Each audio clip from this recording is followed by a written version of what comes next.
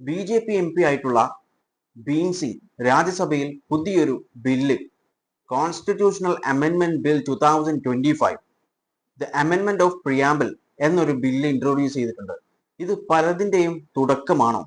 കാരണം ഈ ബില്ലിൽ പറഞ്ഞിട്ടുള്ളത് പ്രിയാമ്പിളിലെ സോഷ്യലിസം, സെക്യുലറിസം എന്ന വാക്കുകൾ എടുത്തു കളയണമെന്നാണ്. അദ്ദേഹം പറഞ്ഞിട്ടുള്ളത് ഇന്ത്യന്റെ ഒറിജിനൽ കോൺസ്റ്റിറ്റ്യൂഷനിൽ ഈ കാര്യങ്ങളില്ല. അതുപോലെ ഇത് കൺഫ്യൂഷൻസ് വരുത്തിക്കുന്നു എന്നാണ് പറഞ്ഞിട്ടുള്ളത്. ഒരു കാര്യം ഇവിടെ മനസ്സിലാക്കേണ്ടത്, നമ്മളുടെ ഭരണഘടന വന്നതിന് ശേഷം ഒരുപാട് മാറ്റങ്ങൾ ഭരണഘടനയിൽ വന്നിട്ടുണ്ട്. അത് കാലാകാലങ്ങളായിട്ടുള്ള മാറ്റങ്ങളാണ്. നമ്മുടെ സുപ്രീം കോടതി പറഞ്ഞിട്ടുണ്ട് constitution is A living document എന്നാണ്. ജീവനുള്ള ഒരു ഡോക്യുമെന്റ് ആണ് നമ്മുടെ ഭരണഘടന. ഓരോ ആവശ്യത്തിന് അത് മാറിക്കൊണ്ടേയിരിക്കും. പക്ഷെ അതിന്റെ ബേസിക് ഫീച്ചേഴ്സ് മാത്രം മാറില്ല എന്നാണ് സുപ്രീം കോടതി പറഞ്ഞിട്ടുള്ളത്. അവിടെയാണ് ഈ മാറ്റങ്ങൾ കൊണ്ടുവരണം. മാറ്റങ്ങൾ കൊണ്ടുവരാനുള്ള കാരണം പറഞ്ഞിട്ടുള്ളത് നമ്മുടെ ഒറിജിനൽ ഭരണഘടനയിൽ ഈ വാക്കുകൾ വന്നിട്ടില്ല എന്നുള്ളത് കൊണ്ടാണെന്നാണ്. ഇനി സോഷ്യലിസം മാറ്റി ക്യാപിറ്റലിസം കൊണ്ടുവരാൻ വേണ്ടിയിട്ടാണോ? കാരണം ബി.ജെ.പി. ഗവൺമെന്റിന്റെ മേലിൽ വന്നിട്ടുള്ള ഏറ്റവും വലിയ ഒരു അലിഗേഷൻ എന്ന് പറയുന്നത് ഇവർ കോർപ്പറേറ്റ്സിന് വേണ്ടി വർക്ക് ചെയ്യുന്നു എന്നതാണ്. അതൊരു അലിഗേഷൻ ആണ്. പ്രൂവ് ചെയ്തിട്ടില്ലെങ്കിലും അത് ഏറ്റവും വലിയ ബി.ജെ.പിന്റെ മേലിൽ വന്നിട്ടുള്ള ഒരു അലിഗേഷൻ തന്നെയാണ്.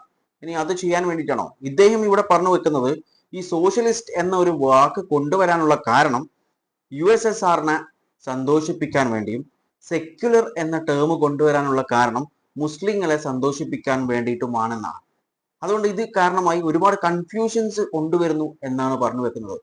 ഈ രണ്ട് ടേം ഇതിൽ കൊണ്ടുവന്നിട്ടുണ്ടെങ്കിലും നമ്മുടെ ഒറിജിനൽ ഭരണഘടനയിൽ ആർട്ടിക്കിൾ 25 മുതൽ 28 വരെ സെക്യുലറിസത്തെ കുറിച്ച് സംസാരിക്കുന്നുണ്ട്, അതിൽ പറഞ്ഞു വെക്കുന്നുണ്ട്. അതുമാത്രമല്ല നമ്മുടെ DPSP directive principles of state policy എന്നതിലും ഈ സോഷ്യലിസത്തെ കുറിച്ച് പരാമർശിക്കുന്നുണ്ട്.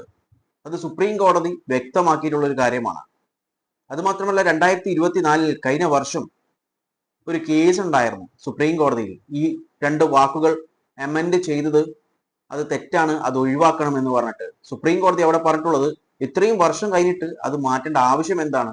അതുപോലെ കോൺസ്റ്റിറ്റ്യൂഷനിൽ ഓൾറെഡി ഈ കാര്യങ്ങളൊക്കെ പറഞ്ഞതാണ്. അത് ഒരു വേർഡ് ആക്കിയിട്ട് പ്രിയാമ്പിളിൽ കൊടുത്തതേ ഉള്ളൂ. അതുകൊണ്ട് എന്താണ് പ്രശ്നം? ഇതൊക്കെയാണ് സുപ്രീം കോടതിയും ചോദിച്ചിട്ടുള്ളത്. ഇതുമായി ബന്ധപ്പെട്ട് ഒരുപാട് കേസസും ഒരുപാട് ഡിബേറ്റ്സ് ഒക്കെ ഇപ്പോഴും നടന്നുകൊണ്ടിരിക്കുന്നുണ്ട്. അതിൽ 2024 കഴിഞ്ഞിട്ടുള്ള കേസ് കൊടുത്തിട്ടുള്ളത് എന്ന് പറയുന്നത് ഡോക്ടർ ബൽറാം സിംഗ് എന്ന് പറയുന്ന ഒരു വ്യക്തിയാണ്. അതിലാണ് കോടതി ഇങ്ങനെയുള്ള കാര്യങ്ങളൊക്കെ ചോദിച്ചിട്ടുള്ളത്, പറഞ്ഞിട്ടുമുള്ളത്. അത് മാത്രമല്ല ഈ ഒരു അമെൻമെന്റ് സുപ്രീം കോടതി ഇതിനു മുൻപേ അപ്ഹെൽഡ് ചെയ്തു വെച്ചതാണ്. അതായത് ഭരണഘടനാപരമായിട്ട് തന്നെയാണ് അത് ചെയ്തിട്ടുള്ളത് എന്നൊരു കാര്യം പറഞ്ഞിട്ടുണ്ട്. പിന്നെ പണ്ടത്തെ നമ്മുടെ ഒറിജിനൽ കോൺസ്റ്റിറ്റ്യൂഷനിൽ ഇല്ലാത്ത ഒരുപാട് കാര്യങ്ങൾ ഇപ്പോഴത്തെ കോൺസ്റ്റിറ്റ്യൂഷനിൽ ഉണ്ട്. അത് മാത്രമല്ല ഇവിടെ അദ്ദേഹം പറഞ്ഞു വെക്കുന്ന വേറൊരു കാര്യം കൂടിയുണ്ട്. അദ്ദേഹം പറയുന്നത് ഇത് കൊണ്ട്, അതായത് ഈ വേർഡ്സ് മാറ്റുന്നത് കൊണ്ട് ഭരണഘടനയിലെ ഫണ്ടമെന്റൽ റൈറ്റിനെയോ അല്ലെങ്കിൽ മറ്റു കോൺസ്റ്റിറ്റ്യൂഷനിലെ പ്രൊവിഷനിലോ ഒരു മാറ്റവും സംഭവിക്കാനില്ല എന്ന്. അങ്ങനെ സംഭവിക്കാനില്ലെങ്കിൽ പിന്നെ ഇതെന്തിനാണ് മാറ്റുന്നത്? അതിന്റെ ആവശ്യം എന്താണ്?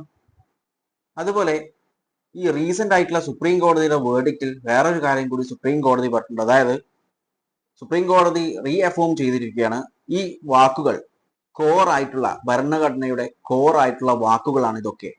അതുപോലെ തന്നെ ഇത് ഇന്ത്യൻസ് അക്സെപ്റ്റ് ചെയ്തിട്ടുള്ള ഒരു കാര്യം കൂടിയാണ്. അതുകൊണ്ട് തന്നെ അത് റിമൂവ് ചെയ്യുന്നത് അത്ര നല്ലൊരു കാര്യമല്ല എന്നാണ് പറഞ്ഞിട്ടുള്ളത്. ഇനി ഇത് റിമൂവ് ചെയ്യാൻ പറ്റുമോ പാർലമെന്റിന്? ഇല്ല. കാരണം കേശവാനന്ദ ഭാരതീയ കേസ്, ആ കേസിൽ ബേസിക് സ്ട്രക്ചർ എന്ന ഒരു കാര്യം സുപ്രീം കോടതി കൊണ്ടുവന്നിട്ടുണ്ടായിരുന്നു.